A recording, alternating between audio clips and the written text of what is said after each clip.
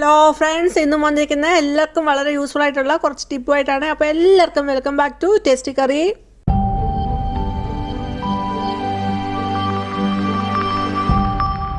ബാത്റൂമൊക്കെ 5 star ഹോട്ടലെ പോലെ വെട്ടി തിളങ്ങാൻ പറ്റിയ കിടിലൊരു ഐഡിയ ആയിട്ടാണ് വന്നിരിക്കുന്നത്. വീഡിയോട്ട് പോവാം.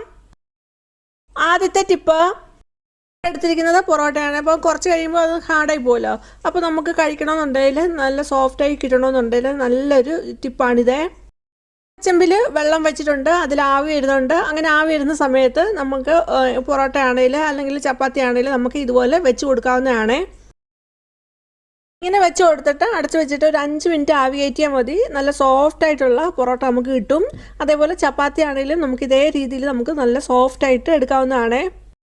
ആവി കയറ്റി കിട്ടിയിട്ടുണ്ട്. കാണുമ്പോൾ തന്നെ അറിയാം നല്ല സോഫ്റ്റ് ആയിട്ട് തന്നെ നമ്മുടെ പൊറോട്ട കിട്ടിയിട്ടുണ്ട്. രണ്ടാമത്തെ ഒരു റെസിപ്പിയാണ് ഇവിടെ എടുത്തിരിക്കുന്നത്. നിങ്ങളുടെ നാട്ടിലുണ്ടെങ്കിൽ ഒന്ന് മെൻഷൻ ചെയ്യണം ഇതിൻ്റെ പേരെന്താ പറയുന്നതെന്നൊക്കെ. ഇതിവിടെ എടുത്തിരിക്കുന്നത് ഉപ്പേരിക്കപ്പയാണ്. കോമൺ ആയിട്ട് എല്ലാവരും ഉണ്ടാക്കുമായിരുന്നു, ഇപ്പോൾ അങ്ങനെ ഉണ്ടാക്കി കാണാറില്ല. ഒരു അടിപൊളി ഒരു സ്നാക്ക് ഉണ്ടാക്കാം. അപ്പോൾ എങ്ങനെയാണ് ഉണ്ടാക്കുന്നത് നോക്കാം. അപ്പോൾ അതിന് വേണ്ടിയിട്ട് ഒരു പാൻ വെച്ചു. പാൻ ചൂടായി വരുമ്പോൾ അതിലോട്ട് വെളിച്ചെണ്ണ ഒഴിച്ച് കൊടുക്കുന്നുണ്ട്. ചൂടായോന്ന് അറിയാനായിട്ട് ആ ഉപ്പേരിക്കപ്പയിലോട്ട് ഒരെണ്ണം ഇട്ട് കൊടുത്താണ്. അപ്പോൾ ആ ഉപ്പേരിക്കപ്പ അത് എണ്ണ നന്നായിട്ട് ചൂടായിട്ടുണ്ടെങ്കിൽ അത് പൊന്തി വരുന്നതാണ്. നല്ല പാകമായിട്ട് എണ്ണ നല്ലതായിട്ട് ചൂടായി വന്നു എന്നുള്ള കണക്ക്. ആ സമയത്ത് നമുക്ക് ഈ ഉപ്പേരിക്കപ്പ കുറച്ച് അതിലോട്ട് വാരിയിടാവുന്നതാണ്. പച്ചക്കപ്പ ഇതുപോലെ സ്ക്വയർ രൂപത്തിൽ അരിഞ്ഞെടുത്തിട്ട് ഇതേപോലെ കനം കുറച്ച് അരിഞ്ഞെടുത്തിട്ട് വാട്ടി ഉണക്കി എടുക്കുന്നതാണ് ഈ ഉപ്പേരിക്കപ്പ. അപ്പോൾ ഇത് എല്ലാ നാട്ടിലും ഉണ്ടോ ഇല്ലയോ എന്ന് എനിക്കറിയത്തില്ല, അല്ലെങ്കിൽ ഇതിന് ഈ പേരാണോ പറയുന്നതെന്നൊന്നും എനിക്കറിയില്ല. ഞങ്ങളുടെ നാട്ടിൽ ഇതിന് ഉപ്പേരിക്കപ്പ എന്നാണ് പറയുന്നത്. മീഡിയം ഫ്ലെയിമിലാണ് വെച്ചിരിക്കുന്നത്. എണ്ണ നന്നായിട്ട് ചൂടായി വരണം. അങ്ങനെ ചൂടായി വന്നിട്ടുണ്ട്. ആ സമയത്ത് നമുക്ക് ഉപ്പേരിക്കപ്പ കുറച്ച് അതിലോട്ട് വാരിയിടാവുന്നതാണ്. അപ്പോൾ ഇട്ട് കൊടുക്കുമ്പോൾ കയ്യിലൊക്കെ എണ്ണ തെറിക്കാതെ പതുക്കെ ഇട്ട് കൊടുക്കണം. ഇടയ്ക്കിടയ്ക്ക് അതൊന്ന് ഇളക്കിയിട്ട് കൊടുക്കണം. അങ്ങനെ ഇളക്കിയിട്ട് കൊടുക്കുന്നുണ്ട്. അങ്ങനെ ഇളക്കിയിട്ട് കൊടുത്ത് എല്ലാ സൈഡും മൂത്ത് വരുന്ന ഒരു ബ്രൗൺ കളറിലോട്ട് വരുന്ന സമയത്ത് അപ്പോഴത്തേന് അതിൻ്റെ ഒരു കിലോല എന്നുള്ളൊരു സൗണ്ടൊക്കെ കേൾക്കും. ഒരു കറക്റ്റ് ഒരു പാകമാകുമ്പോൾ നമുക്കിത് വാങ്ങാവുന്നതാണ്.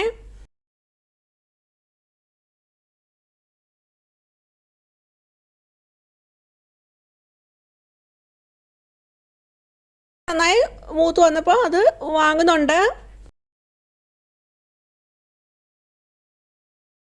ടിപ്സൊക്കെ നിങ്ങൾക്ക് ഇഷ്ടപ്പെടുന്നുണ്ടെങ്കിൽ ലൈക്ക് ചെയ്യാൻ മറന്നു പോകരുത്. അതുപോലെ ആദ്യമായിട്ട് കാണുന്നവർ സബ്സ്ക്രൈബ് ഓൾ എന്ന ഓപ്ഷനോട് ഒന്ന് എനേബിൾ ചെയ്ത് വെക്കുക. എങ്കിൽ മാത്രമേ പിന്നെയുള്ള വീഡിയോയുടെ ഒക്കെ നോട്ടിഫിക്കേഷൻ കിട്ടുകയുള്ളൂ.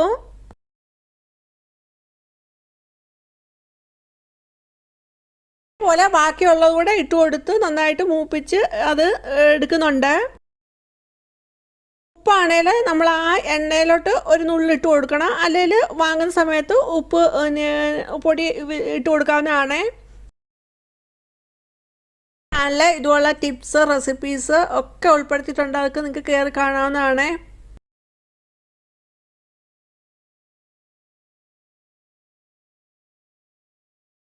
നമുക്ക് ഇങ്ങനെ വറുത്തെടുത്തിട്ട് നമുക്ക് വെറുതെ ഇരുന്ന് കുറയ്ക്കാവുന്നതാണ്. അല്ലെങ്കിൽ നമുക്ക് ഇതിലോട്ട് വാങ്ങിയെടുക്കുന്ന സമയത്ത് ശകലം മഞ്ഞൾപ്പൊടി, അതുപോലെ ഉപ്പ്, അതുപോലെ കുറച്ച് മുളക് പൊടിയുടെ ഇട്ട് നന്നായിട്ടൊന്ന് കുടഞ്ഞെടുത്ത് എല്ലായിടത്തൊന്നും ആകാത്ത രീതിയിൽ കുടഞ്ഞെടുത്ത് അങ്ങനെയും നമുക്ക് എടുക്കാവുന്നതാണ്. പിന്നെ അല്ലാതെ വേറെ രീതിയിൽ വെച്ചാൽ ഞാനിവിടെ കാണിക്കുന്നത് നിങ്ങൾക്ക് കാണാവുന്നതാണ്. നമ്മൾ വറുത്തെടുത്ത ഉപ്പേരിക്കപ്പ കുറച്ച് മിക്സഡ് ജാറിലോട്ട് ഇട്ട് കൊടുക്കുന്നു.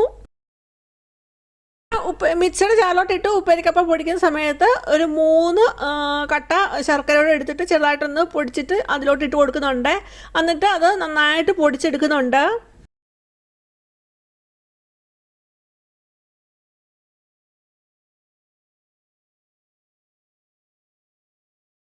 ഇങ്ങനെ പൊടിച്ചെടുത്തിട്ട് ഒരു പാത്രത്തിലോട്ട് ഇട്ട് കൊടുക്കുന്നുണ്ട്. എന്നിട്ട് പിന്നെ അതിലോട്ട് കുറച്ച് തേങ്ങ തിരുമ്മിയത് ഇട്ട് കൊടുക്കുന്നു. എന്നിട്ട് നന്നായിട്ട് മിക്സ് ആക്കുന്നുണ്ട്.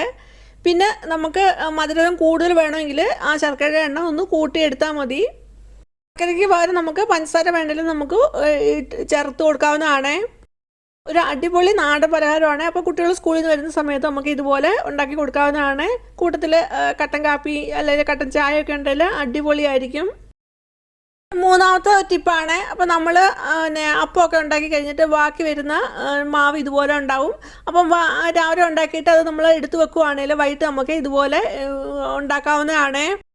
ഇനി അതിലോട്ട് വേറെ എന്താ ആഡ് ചെയ്ത് നോക്കാം. അപ്പോൾ 2 കട്ട ശർക്കര എടുത്തിട്ടുണ്ട്, അതുപോലെ 3 ഏലക്ക എടുത്തിട്ടുണ്ട്. ആ ഏലക്കയുടെ പൊളിച്ചിട്ട് അതിൻ്റെ കുരു മാത്രമേ എടുക്കുന്നുള്ളൂ. ശർക്കരയൊന്ന് ചെറുതായിട്ടൊന്ന് മുറിച്ചിട്ട് കുറച്ച് സോഫ്റ്റാണ്, പക്ഷേ കൈ കൊണ്ടൊന്നും പൊടിയത്തില്ല. അതുകൊണ്ട് ചെറുതായിട്ട് പിച്ചേർത്തി കൊണ്ട് ചെറുതായിട്ടൊന്ന് രണ്ടാക്കി ഇട്ടിട്ട് മിക്സിയുടെ ജാറിലോട്ട് ഇട്ട് കൊടുക്കുന്നുണ്ട്. അതുപോലെ ഏലക്കയുടെ തൊലി കളഞ്ഞിട്ട് അതിൻ്റെ കുരു ഇട്ട് കൊടുക്കുന്നുണ്ട്. അത് രണ്ടും കൂടെ ഒന്ന് ജസ്റ്റ് കറക്കിയാൽ മതി. ഒത്തിരി കറക്കില്ല, അതങ്ങ് മിക്സിയുടെ ജാറിലങ്ങ് ഒട്ടി പിടിച്ച് പോകും. ജസ്റ്റ് ഒന്ന് കറക്കിയാൽ മതി. അപ്പോൾ അത് നല്ല പൊടിഞ്ഞ് വരും. എടുത്ത് വെച്ചിട്ട് ഒരു 15 മിനിറ്റൊക്കെ ആയുള്ളൂ. നമ്മൾ ഇതുപോലെ ഉണ്ടാക്കുന്ന സമയത്ത് ഒരു അരമണിക്കൂറൊക്കെ ഇരുന്ന് അതിൻ്റെ തണുപ്പൊക്കെ പോയിട്ട് എടുക്കുന്നതായിരിക്കും നല്ലത്. അങ്ങനെ പൊടിച്ചെടുത്തിട്ട് നമുക്ക് നമ്മുടെ മാവിലോട്ട് ഇത് ചേർത്ത് കൊടുക്കാവുന്നതാണ്. എന്നിട്ട് നന്നായിട്ട് ഇളക്കി നന്നായിട്ട് യോജിപ്പിച്ചെടുക്കണം. ഞാനിവിടെ ഒരു ടിഫിൻ ബോക്സ് ആണ് എടുത്തിരിക്കുന്നത്. അതിൽ കുറച്ച് നെയ്യ് ഒഴിച്ച് കൊടുത്തിട്ട് ഒന്ന് പാത്രത്തിലെല്ലാം ആക്കിയിട്ട് നമ്മുടെ ആ മാവ് കോരി ഒഴിച്ച് കൊടുക്കുന്നുണ്ട്. അങ്ങനെ ആവി കയറ്റി അത് എടുക്കുന്നുണ്ട്. അപ്പോൾ നമുക്ക് കുട്ടികൾ സ്കൂളിൽ നിന്നൊക്കെ വരുന്ന സമയത്ത് വൈകിട്ട് നമുക്ക് ഉണ്ടാക്കി കൊടുക്കാൻ പറ്റിയ നല്ലൊരു 4 മണി പലഹാരമാണ്. അപ്പോൾ നമുക്ക് വട്ടയപ്പത്തിൻ്റെയൊക്കെ അതേ ടേസ്റ്റ് ആയിരിക്കും ഈ രീതിയിൽ ഉണ്ടാക്കുമ്പോഴേ. നമ്മൾ അപ്പമൊക്കെ ഉണ്ടാക്കിയിട്ട് ബാക്കി വരുന്ന മാവ് വെച്ചിട്ട് നമുക്ക് ഇതുപോലെ ഉണ്ടാക്കാവുന്നതാണ്. അപ്പത്തിൻ്റെയും പാലപ്പത്തിൻ്റെയും ഒക്കെ മാവ് ബാക്കി വരുമ്പോൾ നമുക്ക് ഇതുപോലെ ഉണ്ടാക്കിയെടുക്കാവുന്നതാണ്. അപ്പോൾ രാവിലെ ഉണ്ടാക്കിയിട്ട് ബാക്കി വന്ന മാവ് ഇതുപോലെ നമുക്ക് വെച്ചിട്ട് വൈകിട്ട് ഇതുപോലെ ഉണ്ടാക്കി എടുക്കാവുന്നതാണ്. അടുത്ത ദിവസം തന്നെ നമ്മൾ വെക്കുവാണെങ്കിൽ അത് പുളിച്ച് പോകും. അപ്പോൾ അതൊക്കെ ഒഴിവാക്കിയാനായിട്ട് നമുക്ക് ഈ രീതിയിൽ ചെയ്തെടുക്കാവുന്നതാണ്. രണ്ടാമത്തെ ടിപ്പ് ഇവിടെ എടുത്തിരിക്കുന്നത് കുറച്ച് മുട്ടത്തോടാണ്. മുട്ടത്തോടൊക്കെ നമ്മൾ സാധാരണ വലിച്ചെറിയായിരിക്കും ചെയ്യുന്നത്, പക്ഷേ കളയരുത്. നമുക്ക് ഇതുപോലെ ചെയ്തെടുക്കാവുന്നതാണ്. ഇത് മാത്രമല്ല, ഇതുകൊണ്ട് ഒരുപാട് ഉപയോഗങ്ങളുണ്ട്.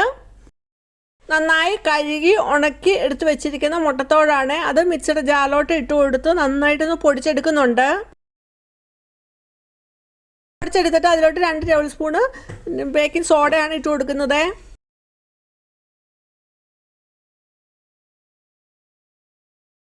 അതിലൊക്കെ ഇട്ട് കൊടുക്കുന്ന 1 ടേബിൾ സ്പൂണ് തേയിലയാണ് ഇട്ട് കൊടുക്കുന്നത്. തേയിലയൊക്കെ നല്ലൊരു ക്ലീനിങ് ഏജൻ്റാണ്. അതേപോലെ ബേക്കിംഗ് സോഡയൊക്കെ നല്ലൊരു ക്ലീനിങ് ഏജൻ്റാണ്. പിന്നീട് അതിലോട്ട് ചേർത്ത് കൊടുക്കുന്നത് ചാർക്കോളാണ്. അപ്പോൾ ഞാൻ ഇത് കടയിൽ നിന്ന് മേടിച്ചിട്ടുള്ള ചാർക്കോളാണ്. നമ്മൾ ബാർബിക്യൂ ഒക്കെ ഉണ്ടാക്കാൻ ഉപയോഗിക്കുന്ന ചാർക്കോളാണ്. അതിൽ നിന്ന് ഒരു കട്ടയാണ് പൊടിച്ചിവിടെ ഞാൻ എടുത്തിട്ടുണ്ട്. അത് അതിലോട്ട് ഇട്ട് കൊടുക്കുന്നുണ്ട്. അതുകൂടെ ഇട്ട് കൊടുത്തിട്ട് നന്നായിട്ട് പൊടിച്ചെടുക്കുന്നുണ്ട്.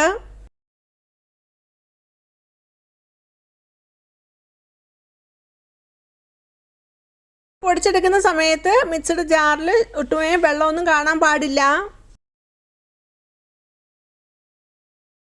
അതിൽ കരിക്കട്ടയായിട്ടുള്ളതുണ്ടെങ്കിൽ വിറകൊക്കെ കത്തിച്ചിട്ട് അത് കത്തി പോകുന്നതിന് മുമ്പ് കുറച്ച് വെള്ളം ഒഴിച്ചത് കെടുത്തണം. അപ്പോൾ നല്ല കട്ടയായിട്ട് ചാർക്കോൾ രൂപത്തിൽ നമുക്കത് കിട്ടും. ചാരമായി പോയാൽ നമുക്ക് അത്രയും പ്രയോജനം കിട്ടത്തില്ല. അപ്പോൾ ആ ചാർക്കോളായിട്ടുള്ള രൂപത്തിൽ വേണം എടുക്കാനായിട്ട്. അത് കത്തി പോകുന്നതിന് മുമ്പ് തന്നെ കുറച്ച് വെള്ളം ഒഴിച്ചൊന്ന് കെടുത്തിയാൽ മതി. എന്നിട്ടത് നല്ല കരിക്കട്ടയായിട്ട് കിട്ടും. അത് പൊടിച്ചെടുത്താലും നമുക്ക് ഈ രീതിയിൽ ഉപയോഗിക്കാവുന്നതാണ്. ജസ്റ്റ് ഒന്ന് മിക്സഡ് ജാറും ആ അടപ്പും ഒന്ന് കഴിയതേ ഉള്ളൂ. നല്ല ക്ലീനായി കിട്ടിയിട്ടുണ്ട്. മിക്സഡ് ജാറിൻ്റെ അടപ്പയിലുണ്ടായിരുന്നത് ബീട്രൂട്ടിൻ്റെ കറയാണ് ഉണ്ടായിരുന്നത്. അതെല്ലാം നന്നായിട്ട് തന്നെ പോയി കിട്ടിയിട്ടുണ്ട്. അപ്പോൾ നമുക്ക് ഈ രീതിയിൽ ഉണ്ടാക്കിയിട്ട് ക്ലീനിങ്ങിനായിട്ട് ഉപയോഗിക്കാവുന്നതാണ്. പൊടിച്ചെടുത്തിട്ട് നമുക്കൊരു കണ്ടെയ്നറിലാക്കി നമുക്ക് സൂക്ഷിച്ചെടുത്ത് വെക്കാവുന്നതാണ്. പിന്നീട് ആവശ്യമുള്ള സമയത്ത് നമുക്കിത് ഓരോ സ്പൂണ് നമുക്ക് വേണ്ടിയത് എടുത്താൽ മതി. ഉണ്ടാക്കിയെടുത്ത ആ പൊടിയിൽ നിന്ന് ഒരു 2 ടേബിൾ സ്പൂണ് ഒരു പാത്രത്തിലോട്ട് ഇട്ട് കൊടുക്കുന്നു. പിന്നീട് അതിലോട്ട് 1 ടേബിൾ സ്പൂൺ വരത്തക്ക രീതിയിൽ ടൂത്ത് പേസ്റ്റ് ആണ്, വൈറ്റ് ടൂത്ത് പേസ്റ്റ് തന്നെ എടുക്കണം. അതാണ് ഇട്ട് കൊടുക്കുന്നത്. അതിലേക്ക് ചേർത്ത് കൊടുക്കുന്നത് വിനീഗറാണ്. വിനീഗർ ഒഴിച്ച് കൊടുത്തിട്ട് മിക്സ് ആക്കി നന്നായിട്ട് എടുക്കണം. ഒരു പേസ്റ്റ് രൂപത്തിൽ മതി, ഒത്തിരി കൂടി പോകരുത്. പേസ്റ്റ് രൂപത്തിലാക്കി എടുത്താൽ മതി. വെള്ളമൊന്നും ഒഴിക്കരുത്. വെള്ളമൊക്കെ ഒഴിച്ചാൽ അത്രയും എഫക്റ്റീവായിട്ട് നമുക്ക് ആ റിസൾട്ട് കിട്ടത്തില്ല.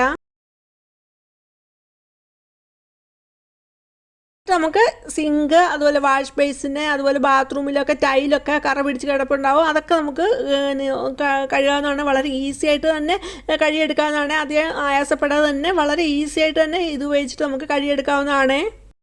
സമയത്ത് ഒരു ഗ്ലൗസ് ഉപയോഗിച്ചിട്ട് നമുക്ക് ഇത് ഉപയോഗിച്ച് നമുക്ക് സിങ്കൊക്കെ കഴുകാൻ എടുക്കാവുന്നതാണ്. അപ്പോൾ കൈയൊക്കെ അലർജി ഉള്ളവർ അല്ലെങ്കിൽ പെട്ടെന്ന് ഡ്രൈ ഒക്കെ ആവുന്നവർക്ക് ഗ്ലൗസൊക്കെ ഉപയോഗിക്കാവുന്നതാണ്.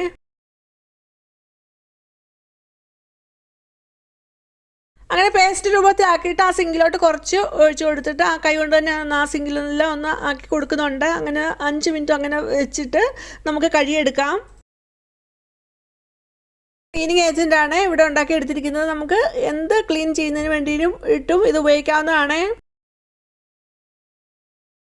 എടുക്കുന്ന സമയത്ത് നമ്മൾ ഗ്ലൗസൊക്കെ ഉപയോഗിച്ചിട്ട് എടുക്കാവുന്നതാണ്. അപ്പോൾ പെട്ടെന്ന് കൈയൊക്കെ ഡ്രൈ ആകുന്നവർക്കൊക്കെ അലർജിക് ആയിട്ടുള്ളവർക്കൊക്കെ അപ്പോൾ ഗ്ലൗസ് ഉപയോഗിച്ചിട്ട് ഇതുപോലെ എടുക്കാവുന്നതാണ്.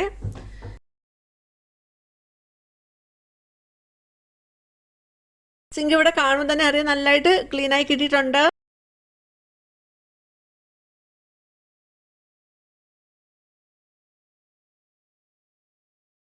ഞാൻ ആ ബ്രഷ് ഉപയോഗിച്ചിട്ട് ആ പേസ്റ്റ് എല്ലായിടത്തും ഒന്ന് ആക്കി കൊടുത്തതേ ഉള്ളൂ.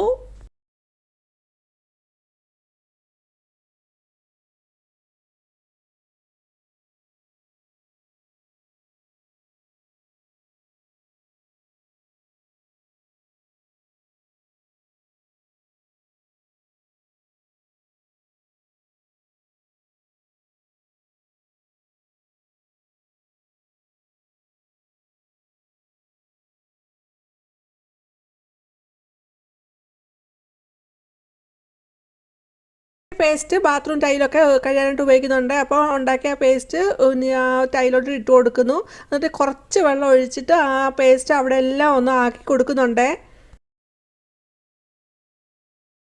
ഇതേ രീതിയിൽ വാഷ് ബേസിനും അതുപോലെ ക്ലോസറ്റും കഴുകിയെടുക്കുന്നുണ്ട്.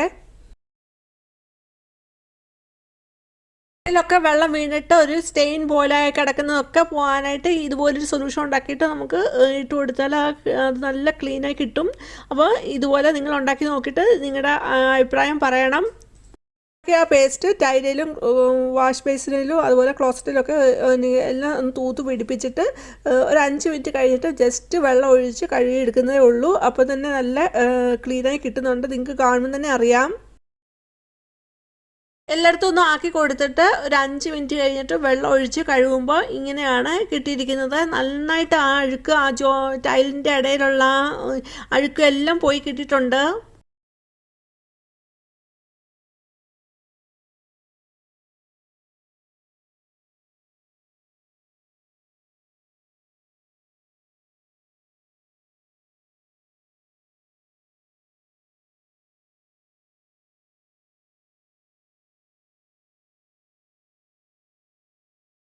ഇപ്പം ബാത്റൂം എല്ലാം നല്ല ക്ലീനായി കിട്ടിയിട്ടുണ്ട്. അപ്പോൾ ഇതുപോലെ ഒന്ന് ഉണ്ടാക്കി നോക്കിയിട്ട് നിങ്ങളുടെ അഭിപ്രായം എന്താണെന്നുള്ളത് ഒന്ന് പറയാൻ മറന്നു പോകരുത്.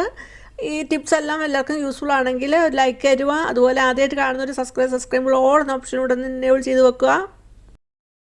വേറൊരു വീഡിയോ ആയിട്ട് വരുന്നിടം വരെയും ബൈ. Thanks for watching.